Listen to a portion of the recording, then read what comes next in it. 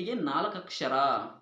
ಸರಿ ಗ ಮ ಪದ ನಿ ಸ ಸಾ ನಿ ದ ಪ ಮ ಗ ರೇ ಸ. ಸರಿ ಗ ಮ ಪದ ನಿ ಸ ಸಾ ನಿ ದ ಪ ಮ ಗ ರೇ ಸ. ಸರಿ ಗ ಮ ಪದ ನಿ ಸ ಸಾ ನಿ ದ ಪ ಮ ಗ ರೇ ಸ. ಓಂ ಶಾಂತಿ. ನಿಮಗೆ ಯಾರು ಇಷ್ಟಪಡ್ತಾರೆ ಒಳ್ಳೆಯವರು ಅವರಿಗೆ ಒಳ್ಳೆಯದಾಗಲಿ. ಇವರ ನೀವು ಈಗ ಕೇಳಿದ್ದು ಸಂಗೀತ ಸಾಕ್ಷಾತ್ ಓಂಕಾರದಲ್ಲಿ ಗಾಯತ್ರಿ ಮಾತೆಯಲ್ಲಿ ಹುಟ್ಟಿದಂಥ ಬೀಜಾಕ್ಷರ ದೇವತಾ ಮಂತ್ರಗಳು ಅಥವಾ ಸ್ವರಗಳು ಅಂತೀವಿ. ಶ್ರೀ ತುಂತುರನಾರದ ಶ್ರೀ ಜಗನ್ಮಾತೆ ಸರಸ್ವತಿ ಹಾಗೂ ನಾರದ ಮಹರ್ಷಿ ಹಾಗೂ ಶ್ರೀ ಗಣಪತಿಯಿಂದ ಎಲ್ಲ ಸಂಗೀತ ಲಕ್ಷ್ಮಿ ದೇವತಾ ಶಕ್ತಿಗೆ ನನ್ನ ಪ್ರಣಾಮಗಳು. ಸಂಗೀತ ದೇವತೆಗಳಿಗೆ ನೀವು ನೋಡಿದ್ರಲ್ಲ ಈಗ ಹೇಳಿದ್ದು. ಇವರು ಕುಂಡಲನಿಯ ಸಾಧನೆ ಅಥವಾ ಸಪ್ತಚಕ್ರಗಳ ಸಾಧನೆ ನನ್ನ ಹತ್ರ ಶಿಷ್ಯರಾಗಿದ್ದಾರೆ. ನಾಗರಾಜ ಅಂತ ನನ್ನ ಹತ್ರ ಶಿಷ್ಯರಾಗಿದ್ದಾರೆ. ಇವರು ಬಂದು ಚಿಕ್ಕಬಳ್ಳಾಪುರ ಹತ್ರ ಚಿಕ್ಕಬಳ್ಳಾಪುರದವರು ಅಂತ ಹೇಳ್ಬೋದು. ನನ್ನ ಹತ್ರ ಶಿಷ್ಯರಾಗಿದ್ದಾರೆ. ಓಂ ಶಾಂತಿ, ಓಂ ಶಾಂತಿ, ಓಂ ಶಾಂತಿ. ನಾವು ಸಂಗೀತದಲ್ಲಿ ಸ್ವಲ್ಪ ಅರಿವನ್ನು ಮೂಡಿಸೋಣ, ತಿಳ್ಕೊಳ್ಳೋಣ ಏನಂತ. ಈ ಸಂಗೀತ ಯಾವುದಕ್ಕೆ ಸಂಬಂಧ ಹೊಂದಿರುತ್ತದೆ ಎಂಬುದನ್ನು ನೋಡಿದರೆ, ಸಂಗೀತವು ವಿಜ್ಞಾನಕ್ಕೆ, ಶರೀರಕ್ಕೆ ಮತ್ತು ಮನೋವಿಜ್ಞಾನಕ್ಕೆ, ಭೌತಶಾಸ್ತ್ರಕ್ಕೆ, ಗಣಿತಶಾಸ್ತ್ರಕ್ಕೆ ಮತ್ತು ಸಮಾಜಶಾಸ್ತ್ರಕ್ಕೂ ಸಹ ಈ ಸಂಗೀತ ರಿಲೇಟೆಡ್ ಅಂದರೆ ಸಂಬಂಧ ಹೊಂದಿರುತ್ತದೆ. ಈ ಸಂಗೀತ ನಾವು ಈಗ ಯಾವ ರೀತಿ ಕಾಣ್ಬೋದಪ್ಪ ಅಂದರೆ, ಈ ಸ್ವರಗಳು ಒಂದೊಂದು ಸೌಂಡು ಈ ಪ್ರಕೃತಿಯಿಂದ ಬಂದ ಶಬ್ದಗಳೇ, ಪ್ರಾಣಿಗಳಿಂದ ಬಂದ ಒಂದೊಂದು ರೀತಿಯಾಗಿ ಬಂದಿದೆ. ಅದರಲ್ಲಿ ನಾವು ಸಪ್ತ ಸ್ವರಗಳಲ್ಲಿ ಸ ಮತ್ತು ಪ, ಷಡ್ಜ ಮತ್ತು ಪಂಚಮ ಈ ಎರಡೂ ಬಂದು ಪ್ರಕೃತಿ ಸ್ವರಗಳು. ಇನ್ನು ಮಿಕ್ಕ ರಿಷಭ, ಗಾಂಧಾರ, ಮಧ್ಯಮ ಮತ್ತು ದೈವತ ಮತ್ತು ನಿಷಾದ ಇವು ವಿಕೃತಿ ಸ್ವರಗಳು. ಯಾಕಂದರೆ ಇವರಲ್ಲಿ ಡಿಫ್ರೆಂಟ್ ಆಗಿ ಬೇರೆ ಬೇರೆ ರೀತಿಯಾಗಿ ವಿಧಗಳಿವೆ. ಯಾಕಂದರೆ ಒಂದೊಂದು ರಾಗದಲ್ಲಿ ಒಂದೊಂದು ಚೇಂಜ್ ಆಗ್ತಾ ಇರುತ್ತೆ. ಒಂದೊಂದು ರಾಗದಲ್ಲಿ ಒಂದೊಂದು ರೀತಿ ಚೇಂಜ್ ಆಗ್ತಾ ಇರುತ್ತೆ ಈ ರಾಗಗಳು, ಇವು ಈ ಸ್ವರಗಳು ಮಾತ್ರ. ಆದರೆ ಸ ಮತ್ತು ಪ ಯಾವುದೇ ಇರಲಿ ಇದರಲ್ಲಿ ಬೇರೆ ರೀತಿಯಾಗಿ ಭೇದಗಳಿಲ್ಲ. ಇದನ್ನು ನಾವು ತಿಳ್ಕೋಬೇಕು. ಸಾಮಾನ್ಯವಾಗಿ ನಾವು ಸಂಗೀತ ಬಂದಾಗ ನಮ್ಮ ಕರ್ನಾಟಕ ಸಂಗೀತದಲ್ಲಿ 2 ಸಂಗೀತ ಇದೆ, ಕರ್ನಾಟಕ ಸಂಗೀತ ಮತ್ತು ಹಿಂದೂಸ್ಥಾನಿ ಸಂಗೀತ.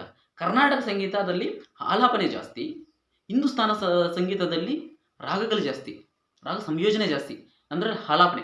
ಎರಡರಲ್ಲಿ ಸ್ವರಗಳು ಒಂದೇ ಇರುತ್ತೆ, ಏನಿಲ್ಲ. ಅದರಲ್ಲಿ 12 ಸ್ವರಗಳು ಹಿಂದೂಸ್ಥಾನದಲ್ಲಿ ಬರುತ್ತದೆ, 16 ಸ್ವರಗಳು ನಮ್ಮ ಕರ್ನಾಟಕ ಸಂಗೀತದಲ್ಲಿ ಬರುತ್ತದೆ. ಇದನ್ನು ನಾವು ನೋಡಿದಾಗ ಮೊದಲಿಗೆ ನಾವು ಈ ಬೇಸಿಕ್ ಅಂತೀವಲ್ಲ, ಈ ಸರಿಗಮ ಪದ ನಿಸ ಇದೆ ಅಲ್ಲ, ಇವು ಮಾಯಾ ಮೂಲ ರಾಗದಲ್ಲಿ ಬಂದಿದೆ. ಫಸ್ಟು ಇದರಿಂದನೇ ನಾವು ಹೋಗುತ್ತೀವಿ. ಅದು ಏನು ಅನ್ನೋದು ಒಂದೊಂದಾಗಿ ನೋಡೋಣ. ಸ ಒಂದನ್ನು ನೋಡ್ಕೊಂಡ್ರೆ ಒಂದು ಶ್ರುತಿ ಇರುತ್ತೆ, ಪ್ರತಿಯೊಬ್ಬರಿಗೂ ಒಂದು ಶ್ರುತಿ ಇರುತ್ತದೆ. ಆ ಶ್ರುತಿಯಲ್ಲಿ ಆಡ್ಕೊಳ್ಳುವ ರೀತಿ ನಾವು ಆಡ್ಕೋಬೇಕು. ಪ್ರತಿಯೊಂದು ರೀತಿಯಲ್ಲಿ ಒಂದೊಂದು ಶ್ರುತಿ ಇರುತ್ತೆ, ಆ ಶ್ರುತಿ ತಗ್ಗಾಗೆ ನಾವು ಮಾಡ್ಕೋಬೇಕು. ಸಾಗೆ, ರೀಗೆ ಮತ್ತು ಗಾಗೆ, ಮಾಗೆ, ಪಾಗೆ ಒಂದೊಂದಕ್ಕೂ ಸ್ವಲ್ಪ ಸ್ವಲ್ಪ ಸೌಂಡು ಹೆಚ್ಚುತ್ತಾ ಹೋಗುತ್ತದೆ. ಅದನ್ನೇ ಅವರೋಹಣ, ಆರೋಹಣ ಎನ್ನುತ್ತೇವೆ. ಮತ್ತೆ ಮೇಲೆಯಿಂದ ಕೆಳಗಡೆ ಬರೋದು ಅವರೋಹಣ ಎನ್ನುತ್ತೇವೆ. ಈ ರೀತಿಯಾಗಿ ನಾವು ತಿಳ್ಕೋಬೇಕು. ಮೊದಲಿಗೆ ನಾವು ಬಂದಾಗ ನೋಡೋಣ ಯಾವ ರೀತಿಯಾಗಿರುತ್ತೆ ಅಂದ್ರೆ,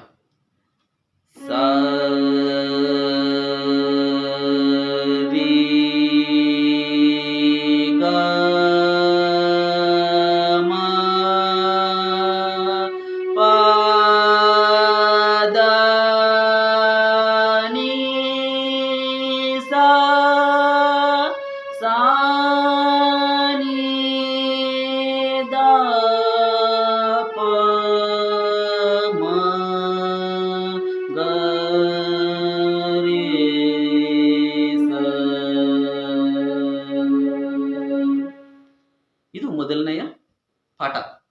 ಇದು ಮೊದಲನೆಯ ಸ್ಪೀಡು, ಆಯಿತಾ. ಒಂದು ತಾಲ, ಒಂದು ಏಟಿಗೆ ಒಂದು ಅಕ್ಷರ, ಇದು ಒಂದು ಬೀಟ್ ಅಂತೀವಿ, ಫಸ್ಟ್ ಬೀಟ್ ಅಂತೀವಿ. ಸೆಕೆಂಡ್ ಬೀಟ್ ಅಂತ ಬಂದಾಗ ಸರಿ ಗ ಮ ಪ ದ ನಿ ಸ ಸಾ ನಿ ದ ಪ ಮ ಗ ರೇ ಸ, ಇದು ಸೆಕೆಂಡ್ ಸ್ಪೀಡ್. ಒಂದು ಏಟಿಗೆ ಎರಡೆರಡು ಅಕ್ಷರ, ಆದಿತಾಲದಲ್ಲಿ ಒಂದು ಏಟಿಗೆ ಎರಡು ಅಕ್ಷರ. ಆದಿತಾಲ ಅಂದರೆ 8 ಏಟ್ ಹಾಕಬೇಕು, 8 ಅಕ್ಷರ ಬರುತ್ತೆ. ಅಕ್ಷರ ಅನ್ನೋದಕ್ಕಿಂತ ಏಟು, ಆದಿತಾಲ ಅಂದರೆ 8 ಏಟು, ಲಘು ಧೃತ, ಆಯಿತಾ. ಒಂದು ಲಘು ಎರಡು ಧೃತ, ಆ ರೀತಿಯಾಗಿ ಬರುತ್ತೆ. ಮೂರನೇ ಸ್ಪೀಡ್ ನೋಡೋಣ. ಒಂದು ಏಟಿಗೆ 4 ಅಕ್ಷರ, ಸರಿ ಗ ಮ ಪ ದ ನಿ ಸ ಸಾ ನಿ ದ ಪ ಮ ಗ ರೇ ಸ, ಸರಿ ಗ ಮ ಪ ದ ನಿ ಸ ಸಾ ನಿ ದ ಪ ಮ ಗ ರೇ ಸ, ಸರಿ ಗ ಮ ಪ ದ ನಿ ಸಾ ನಿ ದ ಪ ಮ ಗ ರೇ ಸ. ಇದು ಮೊದಲನೆಯ ಪಾಠ. ಇದರಲ್ಲಿ ಎರಡನೆಯ ಪಾಠ ಇದೆ, ನೋಡೋಣ ಅದ್ಯಾವ ರೀತಿಯಾಗಿ ಅಂತ. ಸರಿ ಗ ಮ ಸರಿ ಗ ಮ ಪ ದ ನಿ ಸ ಸಾ ನಿ ದ ಪ ಸಾ ನಿ ದ ಪ ಸಾ ನಿ ದ ಪ ಮ ಗ ರೇ ಸ, ಸರಿ ಗ ಮ ಸರಿ ಗ ಮ ಸರಿ ಗ ಮ ಪ ದ ನಿ ಸ ಸಾ ನಿ ದ ಪ ಸಾ ನಿ ದ ಪ ಸಾ ನಿ ದ ಪ ಮ ಗ ರೇ ಸ, ಸರಿ ಗ ಮ ಸರಿ ಗ ಮ ಸರಿ ಗ ಮ ಪ ದ ನಿ ಸ ಸಾ ನಿ ದ ಪ ಸಾ ನಿ ದ ಪ ಸಾ ನಿ ದ ಪ ಮ ಗ ರೇ ಸ. ಇದು ಎರಡನೆಯ ಪಾಠ. ಈ ರೀತಿ ಹೋದರೆ 7 ಪಾಠಗಳು ಬರುತ್ತೆ.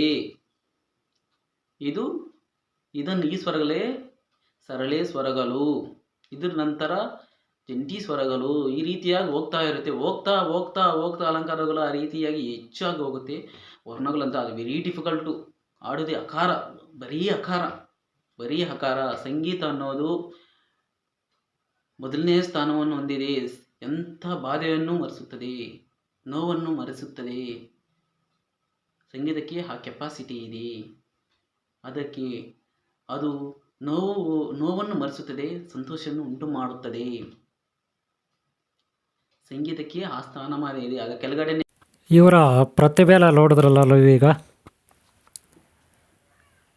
ಇಲ್ಲಿ ಸಪ್ತಚಕ್ರಗಳಲ್ಲಿ ವಿಶುದ್ಧ ಚಕ್ರ ನಮ್ಮ ಗಂಟಲಿಗೆ ಸಂಬಂಧಪಟ್ಟಿದ್ದು. ಈಗಾಗಲೇ ಒಂದು ಪಾರ್ಟ್ ಮಾಡಿದ್ದೀನಿ ವಿಶುದ್ಧ ಚಕ್ರದ್ದು. ಲಾಸ್ಟ್ ಟೈಮ್ ಒಂದು ವಿಡಿಯೋ ಹಾಕಿದ್ದೀನಿ ವಿಶುದ್ಧ ಚಕ್ರದ್ದು. ವಿಶುದ್ಧ ಚಕ್ರ ಎಲ್ಲ ಸರಿ ಇದ್ದರೆ ನಾವು ಮಾತಾಡಲಿಕ್ಕಾಗುತ್ತೆ, ಒಂದನೇದು. ಎರಡನೇದು ನಾವು ಆಹಾರ ಸೇವನೆ ಮಾಡಲಿಕ್ಕೆ, ಉಸಿರಾಡಲಿಕ್ಕೆ ಇದೆಲ್ಲ ಅನುಕೂಲ ಆಗುತ್ತೆ ವಿಶುದ್ಧ ಚಕ್ರ ಕರೆಕ್ಟಾಗಿದ್ದರೆ. ಹಾಗೆ ಸಂಗೀತದಲ್ಲಿ ಒಳ್ಳೆ ನಾವು ಪ್ರಾವೀಣ್ಯತೆ ಪಡಿಬೇಕಾದ್ರೆ ವಿಶುದ್ಧ ಚಕ್ರ ಕರೆಕ್ಟಾಗಿರಬೇಕು. ಹಾಗೆ ಮಕ್ಕಳು ಮಾತು ಬರಬೇಕಾದ್ರೆ, ಯಾರೇ ಮಾತಾಡಬೇಕಾದ್ರೂ ವಿಶುದ್ಧ ಚಕ್ರ ಚೆನ್ನಾಗಿರಬೇಕು. ವಿಶುದ್ಧ ಚಕ್ರದಲ್ಲಿ ಯಾವುದೇ ರೀತಿಯ ಪ್ರಾಬ್ಲಮ್ಸ್ ಬರಬಾರ್ದು. ಅಂದರೆ ಕುತ್ತಿಗೆ ಸುತ್ತಲೂ ಈ ಏರಿಯಾ, ಈ ಒಂದು ಗ್ರಂಥಿ ಏನಿದೆ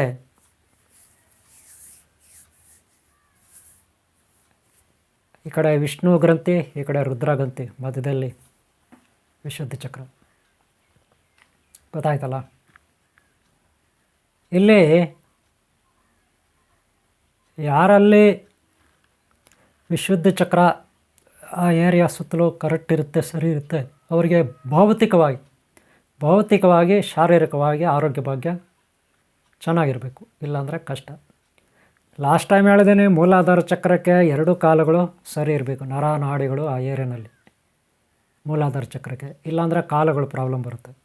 ಅನಂತರ ಸೆಕ್ಸ್ ಬಗ್ಗೆ ಹೇಳಿದ್ದೀನಿ, ಸ್ವಾದಿಷ್ಠಾನ ಚಕ್ರ. ಸೆಕ್ಸ್ ಸರಿ ಇಲ್ಲ, ಸೆಕ್ಸಲ್ ಪ್ರಾಬ್ಲಮ್ಮು, ಅಥವಾ ಆ ಗುಪ್ತಾಂಗಗಳಲ್ಲಿ ಪ್ರಾಬ್ಲಮ್ಮು ಏನು ಇನ್ನೇನೋ ರೋಗಗಳು ಇನ್ನೇನೋ ದೌರ್ಬಲ್ಯ ಇದ್ದರೆ ಅದು ಸ್ವಾದಿಷ್ಟಾನ ಚಕ್ರಕ್ಕೆ ಸಂಬಂಧಪಟ್ಟಿದ್ದು. ಆನಂತರ ಕಿಡ್ನಿ, ಸಣ್ಣ ಕರಳು, ದೊಡ್ಡ ಕರಳು ಇದೆಲ್ಲ ಮಣಿಪುರ ಚಕ್ರಕ್ಕೆ ಸಂಬಂಧಪಟ್ಟಿದ್ದು. ನಾವು ತಿಂದಂಥ ಆಹಾರ ನೀಟಾಗಿ ಜೀರ್ಣ ಆಗಬೇಕು. ಸಣ್ಣ ಕರಳು, ದೊಡ್ಡ ಕರಳು ಅದು ನಮ್ಮ ಶರೀರಕ್ಕೆ ಕಳಿಸ್ಬೇಕು.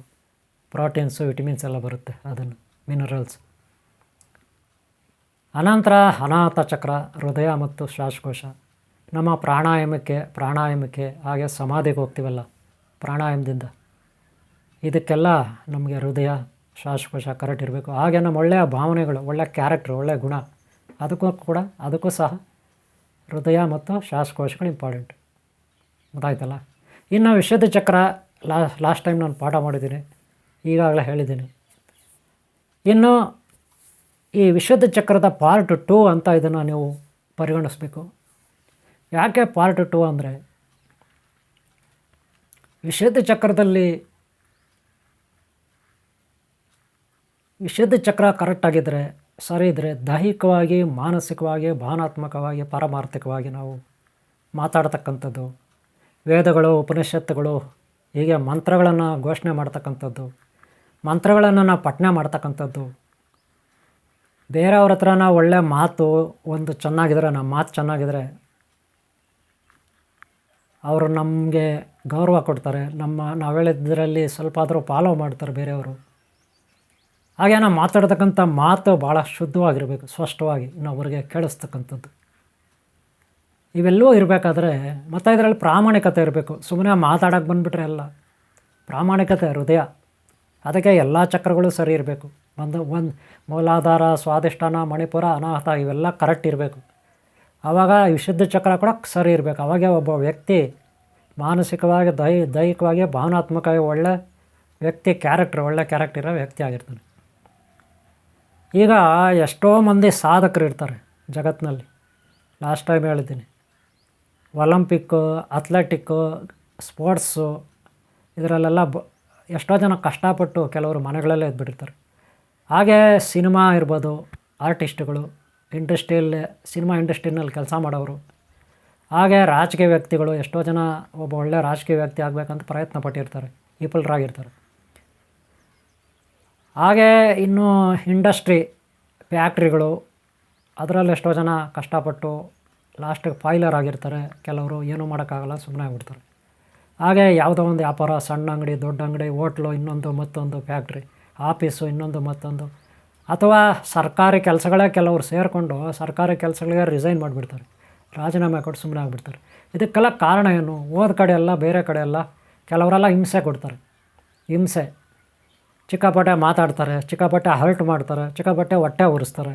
ಆವಾಗ ಅಲ್ಲಿ ನಾವು ಅವ್ರ ಹತ್ರ ಕೆಲಸ ಮಾಡೋಕ್ಕಾಗಲ್ಲ. ಅಷ್ಟೇ ಅಲ್ಲ, ಜನಗಳು ಬರೀ ಮಾತಲ್ಲಿ ವಂಚನೆ ಮಾಡ್ತಾರೆ. ಮಾತು ಬಹಳ ಬೆಲ್ಲದ ಥರ ಇರುತ್ತೆ, ಸಕ್ಕರೆ ಥರ ಇರುತ್ತೆ, ಬೆಣ್ಣೆ ಥರ ಇರುತ್ತೆ. ಆದರೆ ಅವ್ರು ಮಾಡೋದಲ್ಲ ವಂಚನೆ, ತುಂಬ ವಂಚನೆ, ಮೋಸ, ಕುಚೋದ್ಯ, ಕುತಂತ್ರ. ಕೆಲವು ಸಾರಿ ದುಡ್ಡು ಕೊಡಿಸು, ಅಲ್ಲಿ ಕೊಡಿಸು, ಇಲ್ಲಿ ಕೊಡಿಸು, ನನಗೆ ಕಷ್ಟ ಇದೆ ಅಂತ ಹೇಳ್ಬಿಟ್ಟು ಏನೋ ಬೆಣ್ಣೆ ಮಾತು ಹೇಳ್ಬಿಡ್ತಾರೆ. ನೀವು ಕಷ್ಟಪಟ್ಟು ಎಲ್ಲೋ ಸಾಲವೆಲ್ಲ ಮಾಡ್ತೀರಾ, ಅವ್ರಿಗೆ ಕೊಡ್ತೀರಾ, ಅಥವಾ ಹೊಲ ಗದ್ದೆ ಮಾರ್ತೀರಾ, ಮನೆ ಮಾರ್ತೀರಾ, ಅಥವಾ ಅಡ ಇಡ್ತೀರೋ, ಒಡವೆ ಅಡ ಇಡ್ತೀರೋ, ಏನು ಮಾಡ್ತೀರಾ, ಒಟ್ಟಿನಲ್ಲಿ ನಿಮ್ಮ ಹತ್ರ ಏನಕ್ಕೋ ಇಟ್ಕೊಂಡಿರೋದು, ಮದುವೆಗೋ, ಇನ್ನೊಂದಕ್ಕೋ, ಮಕ್ಕಳು ಮದುವೆ ಮಾಡೋಕ್ಕೋ, ಇನ್ನೊಂದು ಮದುವೆ ಮಾಡೋಕ್ಕೋ, ಏನೋ ಸೈಟ್ ತೊಗೊಳಕ್ಕೋ, ಮನೆ ಕಟ್ಟೋಕ್ಕೋ, ಅಂಗಡಿ ಮಾಡೋಕ್ಕೋ, ಆಫೀಸ್ ಮಾಡೋಕ್ಕೋ ಇಟ್ಕೊಂಡಿರ್ತೀರ. ಸ್ವಲ್ಪ ಕಷ್ಟಪಟ್ಟು ಎಷ್ಟೋ ವರ್ಷಗಳಿಂದ ದುಡ್ದು ಏನೋ ಒಂದು ಮಾಡ್ಕೊಳ್ಳೋಣ ಅಂತ. ಈಗ ವಯಸ್ಸು ಆಗಿರುತ್ತೆ ನಿಮಗೆ, ಅದನ್ನು ಯಾರಿಗೋ ಸಹಾಯ ಮಾಡ್ಬೇಕಂತ ಕೊಡ್ತೀರ. ಅವರು ಆ ರೀತಿ ಮಾತಾಡಿರ್ತಾರೆ ನಿಮ್ಮ ಹತ್ರ, ಬೆಣ್ಣೆ ಮಾತುಗಳು ಮಾತಾಡಿರ್ತಾರೆ. ನೀವು ಪಾಪ ಅಮಾಯಕರು, ನಿಮ್ಮ ಮೇಲೆ ಆಟ ಆಡ್ಬಿಡ್ತಾರೆ, ಅವರು ಕೊಟ್ಬಿಡ್ತೀರ. ನಂತರ ಅಷ್ಟೇ, ಅವರು ಕೈ ಕೊಟ್ಬಿಟ್ರು ಅಂತ ಇಟ್ಕೊಳ್ಳಿ, ಇಷ್ಟು ವರ್ಷಗಳ ಕಾಲ ನೀವು ಕಷ್ಟಪಟ್ಟಿದ್ದು ಯಾವುದೋ ಒಂದು ಗುರಿ ಇಟ್ಕೊಂಡಿರ್ತೀರಲ್ಲ, ಅದು ಫೈಲರ್ ಆಗಿಬಿಡುತ್ತೆ, ನೀರಿನಲ್ಲಿ ಹೋಮ ಮಾಡ್ದಂಗೆ ಆಗ್ಬಿಡುತ್ತೆ. ಕಾರಣ ಈ ಮಾತಿದೆ ನೋಡ್ರಿ, ಅದ್ರ ಮೇಲೆ ಇಡ್ತಾ ಇರಲ್ಲ ಕೆಲವರಿಗೆ. ಪ್ರತಿ ಕ್ಷಣ ಸುಳ್ಳು ಹೇಳ್ತಾರೆ. ಇವಾಗ ಹೇಳಿದ ಮಾತು ಇನ್ನು ಸ್ವಲ್ಪ ಹೊತ್ತು ಹೇಳಲ್ಲ, ಇನ್ನು ಸ್ವಲ್ಪ ಹೊತ್ತು ಹೇಳಿದ ಮಾತು ಇನ್ನೊಂದು ಸ್ವಲ್ಪ ಹೊತ್ತು ಹೇಳಲ್ಲ, ಆಮೇಲೆ ಏನು ಮಾತು ಆಮೇಲೆ ಹೇಳಲ್ಲ. ಬರೀ ಮೋಸ. ಅದು ಹಣ ಕೊಡ್ತೀನಿ ಅಂತಾರೆ, ಬೆಳಗ್ಗೆ ಬಾ ಅಂತಾರೆ, ಬೆಳಗ್ಗೆ ಹೋದರೆ ಇಲ್ಲ ಮಧ್ಯಾಹ್ನ ಕೊಡ್ತೀನಿ ಅಂತಾರೆ, ಮಧ್ಯಾಹ್ನ ಹೋದರೆ ಸಂಜೆ ಕೊಡ್ತೀನಿ ಅಂತಾರೆ. ಕೆಲಸ ಮಾಡಿಸ್ಕೊಂಡವ್ರ ಬಗ್ಗೆ ನಾನು ಹೇಳ್ತಾ ಇರೋದು. ಇನ್ನು ಸಾಲ ತಗೊಂಡವ್ರ ಕತೆ ಹೆಂಗೋ ಆ ದೇವರೇ ಗತಿ. ಕೆಲಸ ಮಾಡಿಸ್ಕೊಂಡವ್ರೆ ಕರೆಕ್ಟಾಗಿ ನಿಮ್ಗೆ ಹಣ ಕೊಡಲ್ಲ ಓನರ್ಗಳು ಕೆಲವರು. ಇನ್ನು ಕೆಲವು ಓನರ್ಗಳು ಪಾಪ ಕೊಟ್ಬಿಡ್ತಾರೆ. ಕಷ್ಟ ಸುಖ ಗೊತ್ತಿರೋ ಓನರ್ಗಳು ಕೊಟ್ಬಿಡ್ತಾರೆ. ಅವ್ರಿಗೆ ಗೊತ್ತಿರುತ್ತೆ, ಕಷ್ಟಪಟ್ಟು ಅವರು ದುಡ್ಕೊಂಡು ಬಂದಿರ್ತಾರೆ ಹಿಂದೆ. ಇವಾಗ ಗೊತ್ತಿರುತ್ತೆ ಕೆಲಸಗಾರರಿಗೆ ಹೊಟ್ಟೆ ಒರೆಸ್ಬಾರ್ದು ಅಂತ ಕೊಟ್ಬಿಡ್ತಾರೆ. ಇನ್ನು ಕೆಲವರು ಅಯೋಗ್ಯರು ಇರ್ತಾರೆ, ಬರೀ ಇನ್ನೊಬ್ಬರನ್ನ ತುಳಿದು ಎಲ್ಲರಿಗೂ ಮೋಸ ಮಾಡೋದೇ ಕೆಲಸ. ಅಂಥ ಅಯೋಗ್ಯರು ಇರ್ತಾರೆ. ಈ ಮಾತಿದೆ ನೋಡ್ರಿ, ಅದರಲ್ಲಿ ಅಷ್ಟು ಮೋಸ ಮಾಡ್ತಾರೆ. ಇಲ್ಲಿ ದುರಾದೃಷ್ಟ ಅಂದರೆ ನಾವು ಎಷ್ಟೇ ನೇರವಾಗಿ, ಎಷ್ಟೇ ಸತ್ಯವಾಗಿ, ಎಷ್ಟೇ ನ್ಯಾಯನೀತಿಯಿಂದ ಇರೋದನ್ನಿದ್ದಂಗೆ ನಾವು ಕರೆಕ್ಟಾಗಿ ಅರ್ಥೈಸಿದರೆ ನಮ್ಮ ಮಾತು ಯಾರೂ ಕೇಳಲ್ಲ. ಯಾರೋ ಲಕ್ಷಕ್ಕೆ ಒಬ್ಬರು ಅಷ್ಟೇ ಕೇಳೋದು. ಇನ್ನು ಉಳಿದವರೆಲ್ಲ ನೋಡ್ರಿ ಅಪ್ಪ, ಈ ಯೂಟ್ಯೂಬ್ ಚಾನಲ್ಗಳೆಲ್ಲ ಅಲ್ಲಿ ಇಲ್ಲಿ ಏನೇನೋ ಹೇಳ್ತಾರೆ, ಏನೇನೋ ಅಂದ್ರ ಬಗ್ಗೆನೂ ಇಲ್ಲದೇ ಇರೋದಲ್ಲ. ಅದಕ್ಕೆ ನೋಡ್ರಿ ಬರೀ ಲೈಕ್ಗಳು ಕಾಮೆಂಟ್ಗಳು, ಅಬ್ಬಾ ವ್ಯೂಸ್ ಲಕ್ಷಗಟ್ಟಲೆ. ನೋಡ್ರಿ ಲಾಸ್ಟ್ ಟೈಮ್ ನಾನು ವಿಶುದ್ಧಿ ಚಕ್ರ ಹಾಕಿದ್ದೀನಿ, ಜನನೇ ನೋಡಿಲ್ಲ. ಬರೀ 150-200 ಜನ ಒಳಗೇನೆ ನೋಡಿದ್ದಾರೆ ವಿಶುದ್ಧಿ ಚಕ್ರ. ಯಾಕೆ ಈ ಚಕ್ರಗಳ ಬಗ್ಗೆ ನೋಡಲ್ಲ ಹೇಳಿ? ತಿಳ್ಕೊಳ್ಳಿ, ನೀವೇ ಅರ್ಥ ಮಾಡ್ಕೊಳ್ಳಿ ಯಾಕೆ ನೋಡಲ್ಲ. ಜನ ಯಾವುದಕ್ಕೆ ಹೆಚ್ಚಾಗಿ ವ್ಯೂಸ್ ಇದ್ದಾರೆ, ಅಲ್ಲಿ ಪರ್ಸೆಂಟೇಜಲ್ಲಿ ಹೆಂಗಿದ್ದಾರೆ ಜನ ಅಂತ ಅರ್ಥ ಮಾಡ್ಕೊಳ್ಳೋ, ಅವ್ರಿಗೆ ಮೈಂಡ್ಗಳು ಹೆಂಗಿರುತ್ತೆ ಅಂತ ಗೊತ್ತಾಯ್ತಲ್ಲ. ವಿನಾಶಕಾಲೇ ವಿಪರೀತ ಬುದ್ಧಿ, ಗೊತ್ತಾಯ್ತಲ್ಲ. ನೋಡಿ ಇವರೇ, ನಾಗರಾಜು ಸಂಗೀತಗಾರರು ಎಷ್ಟು ಚೆನ್ನಾಗಿ ಇವರು ಇದು ಮಾಡಿದ್ದಾರೆ ಅಲ್ವಾ? ನೋಡಿದ್ರಲ್ಲ ನಾವು ಎಷ್ಟು ಚೆನ್ನಾಗಿ ಅವ್ರು ಇದು ಮಾಡಿದ್ದಾರೆ ಸಂಗೀತ. ನಮ್ಮ ಶಿಷ್ಯ ಅಂತ ಹೇಳ್ಕೊಳ್ಳೋಕ್ಕೆ ನನಗೆ ತುಂಬ ಗೌರವ. ಸ್ವರಗಳ ರಾಜ ಅಂತ ಹೇಳ್ಬೋದು ಅವ್ರನ್ನ. ನಾಗರಾಜ ಸ್ವರಗಳ ರಾಜ, ನಾಗರಾಜ ಸ್ವರಗಳ ರಾಜ. ನಮ್ಮ ಶಿಷ್ಯ ಅಂತ ಹೇಳ್ಕೊಳ್ಳೋಕ್ಕೆ ನನಗೆ ಗೌರವ ಇದೆ. ನೋಡಿದ್ರಲ್ಲ. ಓಕೆ ಅವರೇ, ಯಾರ್ಯಾರಲ್ಲಿ ಏನೇನು ಕಲೆಗಳಿರುತ್ತೋ ಅವರಲ್ಲಿ ಅಡಗಿರುತ್ತೆ. ಎಲೆಯ ಮರೆಯ ಕಾಯಿ ಅಂತ ಎಲ್ಲರೂ ಒಬ್ಬೊಬ್ಬರು ಒಂದೊಂದು ರೀತಿಯಲ್ಲಿ ಕಲೆಗಾರರಾಗಿರ್ತಾರೆ. ಅದು ಸಂಗೀತ ಇರ್ಬೋದು, ಸ್ಪೋರ್ಟ್ಸ್ಮನ್ ಇರ್ಬೋದು, ಸಂಶೋಧನೆ ಇರ್ಬೋದು, ಯಾವುದೋ ಡಿಪಾರ್ಟ್ಮೆಂಟ್, ಪೊಲೀಸು, ಮಿಲ್ಟ್ರಿ, ಆರ್ಮಿ, ಏನೋ ಒಂದು ಡಿಪಾರ್ಟ್ಮೆಂಟ್ ಇರ್ಬೋದು, ಯಾವುದೋ ಫ್ಯಾಕ್ಟ್ರಿಗಳಿರ್ಬೋದು, ಹೋಟೆಲ್ ಉದ್ಯಮ, ಇನ್ನೊಂದು ಮತ್ತೊಂದು ಇರ್ಬೋದು. ನೀವು ಕೂಡ ಏನಾದರೂ ವೀಡಿಯೋ ಮಾಡಬೇಕು ಕಳಿಸ್ಬೇಕಂದ್ರೆ ನನಗೆ ವೀಡಿಯೋ ಮಾಡಿ ವಾಟ್ಸಪ್ಪಲ್ಲಿ ಕಳಿಸಿ ನಾನು ಅಪ್ಲೋಡ್ ಮಾಡ್ತೀನಿ ಯೂಟ್ಯೂಬಲ್ಲಿ, ಚಾನಲಲ್ಲಿ. ಈ ಚಾನಲ್ ನಿಮ್ಮದೇ, ಒಮಾಸ್ NS 2012 ಈ ಚಾನಲ್ ನಿಮ್ಮದೇ. ಇದೆಲ್ಲ ಅಪ್ಲೋಡ್ ಮಾಡ್ತೀನಿ, ಓಕೆನಾ? ಈ ವಿಡಿಯೋ ನಿಮ್ಗೆ ಇಷ್ಟ ಆಗಿದರೆ ಒಂದು ಲೈಕ್ ಮಾಡಿ, ಹಾಗೆ ಸಬ್ಸ್ಕ್ರೈಬ್ ಆಗಿಲ್ಲ ಅಂದರೆ ಹಾಗೆ ಸಾಧಕರಿಗೆ ಪ್ರೋತ್ಸಾಹ ಕೊಡಿ ಅಂತ ಕೇಳ್ಕೊತೀನಿ, ನಾನು ಮನವಿ ಮಾಡ್ಕೊಳ್ತೀನಿ. ಒಳ್ಳೆ ಸಾಧಕರಿದ್ದಾರೆ, ಅವ್ರಿಗೆ ಪ್ರೋತ್ಸಾಹ ಕೊಡಿ. ಒಳ್ಳೆ ಸಾಧನೆ ಮಾಡಿರೋ ಎಲೆ ಮರೆಯ ಕಾಯಿ ಅಂತಿದ್ದಾರೆ, ಅವರಿಗೆ ಪ್ರೋತ್ಸಾಹ ಕೊಡಿ ಅಂತ ನಾನು ಮನವಿ ಮಾಡ್ಕೊಳ್ತೀನಿ ನಿಮ್ಮಲ್ಲಿ. ಓಕೆ ಅವರೇ, ಸಬ್ಸ್ಕ್ರೈಬ್ ಆಗಿಲ್ಲ ಅಂದ್ರೆ ಹಾಗೆ. ನಿಮ್ಗೆ ಇಷ್ಟ ಆಗಿದ್ದರೆ ವಿಡಿಯೋ ಒಂದು ಲೈಕ್ ಮಾಡಿ. ನೀವು ಸಾಧಕರಾಗಿದ್ದರೆ ವಿಡಿಯೋ ಕಳಿಸಿ, ಅಪ್ಲೋಡ್ ಮಾಡ್ತೀನಿ ಯೂಟ್ಯೂಬಲ್ಲಿ ಒಂದು ಪ್ರೋಗ್ರಾಮ್ ಮಾಡಿ, ಸರಿನಾ? ವಿಶುದ್ಧ ಚಕ್ರದಲ್ಲಿ ಸ್ವರಗಳು, ಮೂಲಾಧಾರದಲ್ಲಿ ಸ್ವರಗಳು, ಮೂಲಾಧಾರದಲ್ಲೂ ಸ್ವರಗಳಿರುತ್ತೆ, ಬೀಜಾಕ್ಷರಗಳಿರುತ್ತೆ, ಮಂತ್ರಗಳಿರುತ್ತೆ. ಹಾಗೆ ಸ್ವಾಧಿಷ್ಠಾನದಲ್ಲೂ ಚಕ್ರದಲ್ಲಿರುತ್ತೆ. ಹಾಗೆ ಮಣಿಪೂರಕದಲ್ಲೂ ಸ್ವರಗಳು, ಮಂತ್ರಗಳಿರುತ್ತೆ. ಹಾಗೆ ಅನಾಹತದಲ್ಲೂ, ವಿಶುದ್ಧದಲ್ಲೂ, ಆಜ್ಞಾದಲ್ಲೂ ಸ್ವರಗಳಿರುತ್ತೆ. ಆದರೆ ಸಹಸ್ರಾರಲ್ಲಿರುತ್ತೆ, ಸಹಸ್ರಾರು ಬೀಜಾಕ್ಷರ. ಈ ಎಲ್ಲ ಸ್ವರಗಳನ್ನು ಭೌತಿಕವಾಗಿ ನಾವು ಹೇಳಕ್ಕೆ ಬರಬೇಕು. ಅದಕ್ಕೊಂದು ಸ್ವರದಲ್ಲಿ ಯಾವ ರೀತಿ ಹೇಳಬೇಕು, ಹೇಗೆ ಹೇಳಬೇಕು, ಏನು ಮಾಡಬೇಕು ಅನ್ನೋದು ಇರುತ್ತೆ. ಆ ರೀತಿ ಹೇಳಿದಾಗಲೇ ಅದಕ್ಕೊಂದು ಅರ್ಥ, ಗೊತ್ತಾಯ್ತಲ್ಲ? ಅದನ್ನು ಹೇಳೋಕ್ಕೂ ಬರಬೇಕಾಗುತ್ತೆ. ನಮ್ಮ ಶಿಷ್ಯ ನಾಗರಾಜು ಹೇಳಿದ್ದಾರೆ, ಭಾಳ ಚೆನ್ನಾಗಿ ಹೇಳಿದ್ದಾರೆ. ನೀವೇ ಕೇಳಿದ್ರಲ್ಲ, ಭಾಳ ಚೆನ್ನಾಗಿ ಹೇಳಿದ್ದಾರೆ ಸ್ವರಗಳಲ್ಲಿ, ನೀವೇ ಕೇಳಿದ್ರಲ್ಲ ಅಲ್ವಾ? ಓಕೆ ಅವರೇ, ಎಲ್ಲರೂ ಒಳ್ಳೆಯದಾಗಲಿ. ಓಂ ಶಾಂತಿ, ಓಂ ಶಾಂತಿ, ಓಂ ಶಾಂತಿ, ಓಂ ಶಾಂತಿ ಅವರೇ.